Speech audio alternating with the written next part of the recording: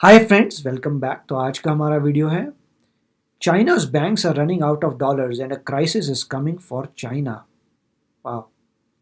तो इससे पहले कि वीडियो को शुरू करें, please subscribe to our channel और नोटिफिकेशंस के बेल आइकन को क्लिक करें जिससे आपको हमारे नए वीडियोस के नोटिफिकेशन मिलते रहें। अगर आपको वीडियो पसंद आता है तो प्लीज लाइक एंड शेयर। चलिए शुरू करते हैं। दोस्तों, मेरे हिसाब से डॉलर के बारे में तो आप लोगों ने सुना ही होगा, और अगर नहीं सुना तो ये होता है डॉलर, जिसे कोई आदमी मेहनत करके कमाता है तो कोई मुजरा करके। लेकिन आज का ये वीडियो हम लोगों ने इनका चरित्र चित्रण करने के लिए नहीं बनाया, बल्कि आज का ये वीडियो मैंने बनाया है आप लोगों को ये बताने के लिए कि चाइना के बैंक्स, जिनके पास किसी जमाने में लाइबिलिटी से ज्यादा असेट्स हुआ करती थी, अब पिछले कुछ महीनों में आई मीडिया रिपोर्ट्स के हिसाब से स्थिति ये है कि चाइनीज बैंकों के ऊपर लाइबिलिटी बढ़ चुकी है और उनके पास जो असेट्स है अब वो उस लाइबिलिटी को काउंटर नहीं कर सकती। बोले तो चाइना के बैंक डॉलर की भारी शॉर्टेज फेस कर रहे हैं। जैसे for example bank of China, जिसके पास साल 2018 तक अपनी टोटल लाइबिलिटी से ज्यादा डॉलर हुआ करता था, लेकिन साल 2018 के बाद ये स्थिति ना सिर्फ चेंज हो गई, बल्कि बैंक ऑफ चाइना की बुक्स के अंदर तकरीबन 80 बिलियन डॉलर की लाइबिलिटी खड़ी हो गई असेट्स के अगेंस्ट में। इतना ही नहीं, इसके अलावा चाइना के 3 और बैंक्स हैं जो अब नहीं रहे, क्योंकि उनकी लाइबिलिटी इतनी ज्यादा थी कि उनका सर्वाइव करना नामुमकिन था। और अगर हम लोग बात करें industrial and commercial bank of China यानी कि IDCBY के बारे में, तो साल 2017 में industrial and commercial bank of China के अकाउंट बुक्स के अंदर तकरीबन -3.24% का डेफिसिट खड़ा हो चुका था। और अगर आप लोग यहाँ पे ये सोच रहे हैं कि भैया हम लोग इतने पुराने डेटा के बारे में बात क्यों कर रहे हैं, तो इसके पीछे सबसे बड़ा कारण ये है कि मनी लॉन्ड्रिंग जो कि चाइना की सेंट्रल बैंक करती है, उसकी वजह से चाइना अपना डेटा पब्लिश नहीं करता, वो करता भी है तो बहुत लेट करता है। सो इस वजह से हम लोग थोड़े से पुराने डेटा के बारे में बात कर रहे हैं। लेकिन इसके बारे में बात करें उससे पहले आप लोगों को कुछ बातें पता होना चाहिए। जैसे ये जो कोविड-19 वाली पूरी सिचुएशन बनी है, इस पूरी सिचुएशन के दौरान US डॉलर कमजोर होने के बजाय ना सिर्फ और ज्यादा मजबूत हुआ है, बल्कि चाइना खुद अपने टोटल इंटरनेशनल ट्रेड का तकरीबन 40% ट्रेड डॉलर में करता है। और इस पेंडेमिक वाली सिचुएशन में डॉलर के मजबूत होने के पीछे सबसे बड़ा कारण है उसकी विश्वसनीयता। इसे आप लोग इस तरीके से समझो कि अगर कभी हमारी कंट्री की इंटरनल इकोनॉमी में कुछ प्रॉब्लम आती है तो मेजोरिटी इन्वेस्टर्स किस चीज में इन्वेस्ट करते हैं? गोल्ड में, क्योंकि गोल्ड उस वक्त सबसे सुरक्षित ऑप्शन होता है। ठीक इसी तरीके से अगर वर्ल्ड लेवल पे कभी कोई भी इकोनॉमिक फ्लक्चुएशन आता है तो दुनिया की तमाम कंट्रीज किसी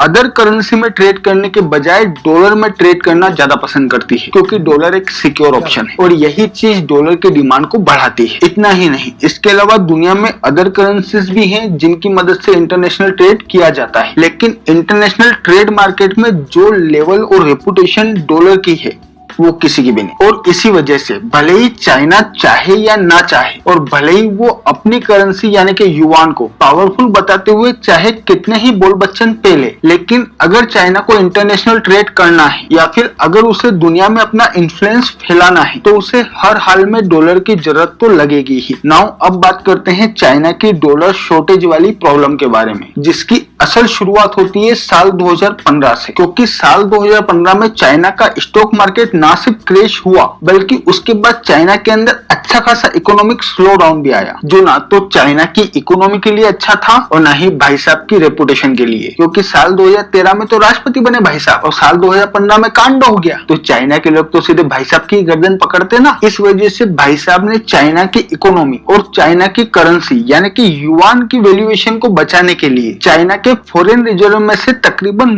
$1 ट्रिलियन निकाल के यूज कर ली। और इसी का नतीजा था कि साल 2014-15 के एंडिंग में चाइना के फॉरेन रिजर्व का आंकड़ा, वो जो $4 ट्रिलियन पे बैठा था, वो साल 2016-17 में घट के $3 ट्रिलियन रह गया। और यहीं से सारी समस्या की शुरुआत हुई, क्योंकि चाइना द्वारा अपनी इकोनॉमी को स्लो डाउन से निकालने के लिए अपने फॉरेन रिजर्व में से $1 ट्रिलियन यूज करने के बावजूद भी आज तक चाइना उस आर्थिक मंदी से पूरी तरीके से नहीं उभर पाया, क्योंकि इन लोगों के असर दिखाते उससे पहले ही डोनाल्ड ट्रंप ने चाइना के ऊपर आर्थिक प्रतिबंध लगाते हुए उसके साथ में ट्रेड वॉर शुरू कर दी, जिसका जवाब ये लोग ढूंढ ही रहे थे कि कोविड-19 वाला कांड हो गया, जिसने चाइना को सीधे तौर पे इतने बड़े लेवल पे इफेक्ट नहीं किया। भाई ऑफिशियल डेटा के हिसाब से तो इफेक्ट नहीं किया। अब असल डेटा तो भगवान ही जाने, लेकिन क्योंकि इस कोविड-19 ने पूरी दुनिया की अर्थव्यवस्था को सीधे तौर पे इफेक्ट किया, इस वजह से चाइना का एक्सपोर्ट मार्केट और उसकी सप्लाई चेन बहुत बड़े लेवल पे इफेक्ट हुई, जिसका नतीजा ये हुआ कि चाइना की इकोनॉमी में डॉलर का इनफ्लो कम हो गया। इतना ही नहीं, इसके अलावा one belt one road initiative, जो कि चाइना का सबसे बड़ा प्रोजेक्ट था, वो आज की तारीख में एक एनपीए है, क्योंकि अपनी जिस एक्सपोर्ट इकोनॉमी को बैकिंग देने के लिए इन लोगों ने इस one belt one road initiative को शुरू किया, वो तो आज की तारीख में ठंडी पड़ी है। सो अब जब माल उस लेवल पे एक्सपोर्ट ही नहीं हो रहा, तो ये वन बेल्ट वन रोड का क्या काम, इस वजह से एनपीए हो गया। इसके अलावा चाइना ने ओवरसीज बोले तो अदर कंट्रीज के अंदर जो डायरेक्ट इन्वेस्टमेंट किया है, वो इन्वेस्टमेंट भी चाइना को रिटर्न के तौर पर प्रॉफिट नहीं दे पा रहा, क्योंकि चाइना के इस इन्वेस्टमेंट की वजह से उन कंट्रीज के अंदर जो इंफ्रास्ट्रक्चर और असेट्स डेवलप हो रही है, उनका कोई बिजनेस पर्सपेक्टिव नहीं है। जैसे सबसे बेस्ट हम लोग श्रीलंका का एग्जांपल ले लेते हैं। श्रीलंका के अंदर चाइना ने पोर्ट बनाने के लिए अच्छा खासा पैसा इन्वेस्ट किया और पोर्ट बनकर तैयार भी हो गया, लेकिन क्या वो पोर्ट चाइना को कमा के दे रहा है? नहीं दे रहा। इवन वो पोर्ट चाइना के लिए लायबिलिटी है। सो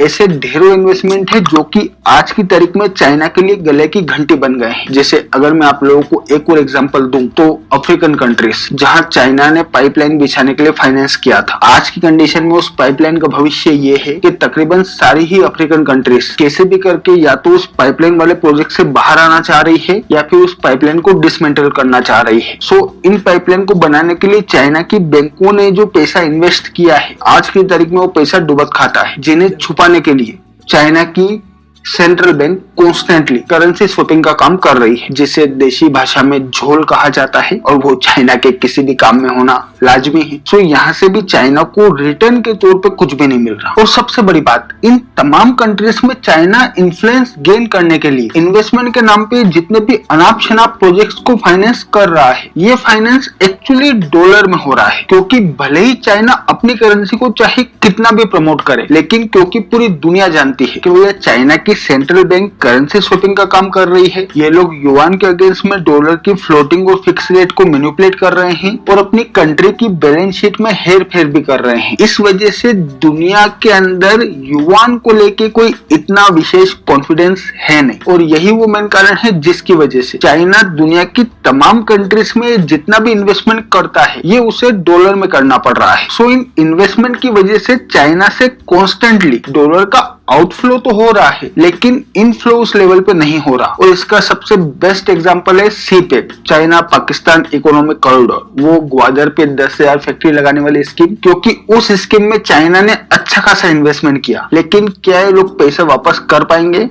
कभी नहीं करने वाले। भाई चाइना से लेके सऊदी अरेबिया को देते हैं, सऊदी अरेबिया से लेके कुवैत को देते हैं, कुवैत से लेके कतर को देते हैं, तो ये तो इसकी टोपी उसकी सर वाला काम है इनका। और इसी वजह से अगर आप लोग पाकिस्तान के बाहर किसी से भी पूछेंगे कि भैया आज की कंडीशन में सीपेक क्या है, तो वो आपको यही बताएगा कि भैया आज की तारीख में सीपेक और one belt one road initiative China द्वारा चला गया अब तक का सबसे बड़ा ब्लंडर है, क्योंकि ये वो प्रोजेक्ट्स हैं जो चाइना को रिटर्न बिल्कुल भी नहीं दे रहे। इतना ही नहीं, इसके अलावा हमारे गोलू मोलू ने चाइना के ऊपर जो आर्थिक प्रतिबंध लगाए हैं और हांगकांग वाले कांड के बाद भविष्य में जो आर्थिक प्रतिबंध लगने की संभावना है, उसकी वजह से इन्वेस्टर्स बहुत तेज रफ्तार से चाइना से अपना पैसा ना सिर्फ बाहर निकाल रहे हैं, बल्कि इस बात के भी बहुत ज्यादा चांसेस हैं कि अगर डोनाल्ड ट्रंप अमेरिका के अंदर ये राष्ट्रपति पद का सेकेंड टर्म जीतते हैं, तो ये कोरोना वायरस को लेके डोनाल्ड ट्रंप चाइना को नहीं छोड़ने वाले, और वो चाइना के ऊपर ठीक उसी तरीके के आर्थिक प्रतिबंध लगाएंगे जैसे कि उन्होंने ईरान और रशिया के ऊपर लगाए हैं। इतना ही नहीं, इसके अलावा वो कंपनीज जो कि अपनी मैन्युफैक्चरिंग यूनिट्स को चाइना के बाहर शिफ्ट कर रही थी, उनको लेके पहले चाइना का ये मोटो था कि इन कंपनीज को आज नहीं तो कल वो फाइनेंशियली बैकिंग देके वापस ले आएगा। लेकिन यहाँ पे जापान की एंट्री हो गई, क्योंकि जितनी भी कंपनीज अपनी मैन्युफैक्चरिंग यूनिट्स को चाइना से बाहर लेके जा रही है, जापान उन कंपनीज को ओपनली फाइनेंस कर रहा है। सो अब उन कंपनीज को चाइना में वापस लाना भी चाइना के लिए एक बहुत बड़ा चैलेंज है, और यही वो सारी चीजें हैं जिनकी वजह से चाइना के अंदर डॉलर का इनफ्लो नहीं हो पा रहा और आउटफ्लो बहुत तेजी से हो रहा है। इतना ही नहीं, इसके अलावा अगर हम लोग भारत की बात करें तो हम लोगों ने बहुत से चाइनीज एप्स बैन कर दिए, बहुत से उन इंफ्रास्ट्रक्चर प्रोजेक्ट्स को कैंसिल किया है जिसमें चाइनीज कंपनीज को लाइसेंस दिया गया था। इसके अलावा 5G टेक्नोलॉजी जो कि चाइना चाह रहा था कि वो भारत में लेके आए, उसके लिए भी अब रास्ते पूरी तरीके से बंद हो चुके हैं। सो भारत की तरफ से भी उसे जो डॉलर का इनफ्लो आ रहा था वो भी अब उतने बड़े लेवल पे नहीं आ रहा, और यही वो मेन कारण है जिसकी वजह से मतलब कि चाइना में जो डॉलर की शॉर्टेज खड़ी हो रही है, इसकी वजह से चाइना अपने फाइनेंशियल मार्केट को इन्वेस्टमेंट के लिए दुनिया के सामने ओपन कर रहा है। जिसका क्या असर होगा ये तो आने वाला वक्त बताएगा, लेकिन अगर अमेरिका के अंदर डोनाल्ड ट्रंप फिर से चुनाव जीत के आ जाते हैं तो चाइना के लिए बहुत बड़ी मुश्किल हो जाएगी। बट इसके बारे में हम लोग यूएस इलेक्शन वाले वीडियो के अंदर बात करेंगे। तो काफ़ी अच्छा वीडियो था और इसमें जो है देखिए इम्पोर्टेंट कई बातें हैं। पहली बात तो ये है कि 2030 में चाइना जो है आगे निकल जाएगा जीडीपी में यूएसए से, ऐसा प्रोजेक्टेड है। अगर चाइना आगे निकल जाता है तो पहली बार ज़िंदगी में ऐसा होगा कि सबसे बड़ी जो है जीडीपी, सबसे बड़ी इकॉनमी पूरी वर्ल्ड की चाइना होगा। अगर चाइना उस लीड को बरकरार रखता है और वही लीड बनती चली जाती है और आगे बढ़ता चले जाता है बहुत तेज़ी से, तो चाइना काफ़ी समय से डिमांड कर रहा है कि जो इंटरनेशनल करेंसी है वो होनी चाहिए चाइनीज़ युआन, डॉलर नहीं होनी चाहिए। तो पहली बात तो ये है कि वो कह रहे हैं कि अगर हम सबसे बड़ी इकॉनमी हैं तो हम अपने से छोटी इकॉनमी यूएसए की के डॉलर को क्यों इंटरनेशनल करेंसी बनाते हैं, हम ज़्यादा पावरफुल हैं। तो इस एंगल पे वो जा रहा है। अब प्रॉब्लम ये आएगी उनको कि वो डेमोक्रेसी नहीं है और कोई भी कंट्री जो है सपोर्ट नहीं करेगी कम्युनिस्ट पार्टी को जो डेमोक्रेटिक नहीं है, कोई भी सपोर्ट नहीं करेगी ऐसी कंट्री जो डेमोक्रेटिक नहीं है। तो यहाँ पे उनकी बात नहीं बनने वाली, क्योंकि सभी लोग कहेंगे कि ये तो कम्युनिस्ट है, ये डेमोक्रेटिक पार्टी नहीं है, इसमें फ्रीडम ऑफ स्पीच नहीं है, इसमें आप ऐप्स तक उस कंट्री में अलाउड नहीं है, जहाँ आप गूगल में सर्च नहीं कर पाते, जहाँ ट्विटर नहीं है, फेसबुक नहीं है, टेलीग्राम नहीं है, व्हाट्सएप नहीं है, इतनी सारी चीज़ें, ट्विटर नहीं है, इतनी सारी चीज़ें अगर वहाँ नहीं है तो फिर कैसे कोई आपकी कंट्री की करेंसी को यूज़ करने वाला है। तो ये उनको प्रॉब्लम आएगी। दूसरी बात यह है कि चाइना ने बहुत सारे इन्वेस्टमेंट्स किए हैं और अगर वो उधार पे किए होते हैं, फ्री नहीं होते, उनको ये होता है कि इन्वेस्टमेंट करेंगे किसी कंट्री में और आपको जो है इतना पैसा देना है, जब तक हमारा पैसा लगा है, जब तक आप वापस नहीं करते, उधार दिया है। तो उधार देती है, बना के देती है, बोलती है इतना पैसा तुम्हें रिटर्न करना है, तुम इसको चलाओ, इस चलाने उस पोर्ट को चलाइए, उसमें जितना पैसा बनता है धीरे-धीरे हमें किश्तों में रिटर्न करते जाओ। अब क्योंकि वो फ्लॉप हो रहे हैं तो होस्ट कंट्री जैसे मान लीजिए श्रीलंका नहीं दे पा रही, तो उनका यही होगा कि हम पूरे के पूरे पोर्ट को ही ले लेंगे, हमारे अंडर आ गया। तो उनके लीगली ऐसे कुछ होंगे डिफ़ॉल्ट के मैकेनिज़्म कि अगर आप हमारी इन्वेस्टमेंट नहीं रिटर्न कर पाते तो हम पूरी ज़ब्त कर लेंगे आपकी चीज़, और ये पहले से ही कॉन्ट्रैक्ट में लिखा होता है। ऐसा नहीं होता कि सडनली वो बोलेंगे अरे भैया तुमने पैसा नहीं दिया तो मैं तुम्हारी ले रहा हूँ, ऐसा नहीं होता। कॉन्ट्रैक्ट में ही डिफ़ॉल्ट के क्लॉज होते हैं कि अगर आप इतने सालों में हमारा पैसा या इतना इंटरेस्ट रेट नहीं दे पाए तो हम आपकी चीज़ ले लेंगे। तो जो भी कंट्री ऐसा साइन कर रही है तो वो गलती कर रही है साइन करके ये सब, क्योंकि किसी वक्त भी अब जैसे कुछ पोर्ट्स वगैरह जो इन्वेस्टमेंट हो रही है वो चाइना वापस लेने की कोशिश कर सकता है। ऑफ कोर्स ये इंटरनेशनल है, तो इन्फोर्स मतलब अगर डिस्प्यूट होती है तो इंटरनेशनल कोर्ट में ये बात जाएगी। ठीक है, अगर मान लीजिए कोई कंट्री कहती है कि हम सॉवरेन कंट्री हैं, अफ्रीका की कंट्री को कहती है कि ठीक है पाइपलाइन नहीं चली, नहीं हुआ, ये नहीं हुआ, हम नहीं कर सकते, क्या कर लोगे? क्या अटैक करोगे हमें? क्या हमारी कंट्री पे अटैक कर दोगे तुम अगर तुम्हारा पैसा नहीं गया? तो इसलिए क्या होता है वो फिर डिस्प्यूट पैदा हो जाता है, इंटरनेशनल कोर्ट में जाता है और वो कई सालों तक इंटरनेशनल कोर्ट में चलेगा और देखा जाएगा। तो इसमें चाइना को पैसे का लॉस भी हो सकता है और अमेरिका का भी लॉस बहुत हुआ है ज़िंदगी में। ईरान में लॉस हुआ, इराक में लॉस हुआ, अफ़गानिस्तान में लॉस हुआ, डिफरेंट कंट्रीज़ में जहाँ जहाँ यूएस ने कोशिश की है इकॉनमी बेटर करने की उन कंट्रीज़ की, वहाँ पे यूएसए का पैसा आज तक वापस नहीं आया है। तो डेफिनेटली ये बड़ी ख़तरनाक चीज़ें होती हैं और ऑफ कोर्स जब अभी जो है क्योंकि कोरोना वायरस की वजह से जीडीपी कम होगी, मगर फ्यूचर की प्रॉब्लम है कि फ्यूचर में जब चाइना का लार्जेस्ट जीडीपी हो जाएगा, largest economy in the world China बन जाएगी, तब क्या होगा? तब जो है कैसे काउंटर करेंगे चाइना की पॉलिसीज़ का, और गरीब देश जो हैं वो बिकते चले जाएंगे। तो उसका एक ही सोल्यूशन है कि यूएसए को मेहनत करनी है कि वो आगे रहे, इंडिया को मेहनत करनी है कि आगे रहे। आत्मनिर्भर भारत बहुत इंपॉर्टेंट है कि आप लोकल खरीदिए और पूरी कोशिश करिए कि आप अपने जीडीपी को बढ़ाएं और चाइना को बीट करें। और अगर इंडिया का जीडीपी स्ट्रांगर होता है और इंडिया टक्कर लेता है तो एलाइज वगैरह मिलके डॉलर को ही रखेंगे as the supreme currency, as the global currency. और ऑफ कोर्स मतलब अगर कोई भी जज करता है, चलिए जो भी चाइना कर रहा है, जज ये हो रहा है क्या चाइना का ग्रोथ रेट कम हो रहा है? हाँ, चाइना का ग्रोथ रेट थोड़ा कम हो रहा है, मगर क्या इतना कम हो रहा है कि वो यूएसए को जीडीपी में बीट नहीं करेगा? नहीं, उनका इतना इंक्रीज हो रहा है कि जैसे प्रोजेक्टेड था पाथ 2030 में वो जो है नॉमिनल जीडीपी में नंबर 1 बन जाएगा। और तो इसलिए सभी कंट्रीज को कोरोना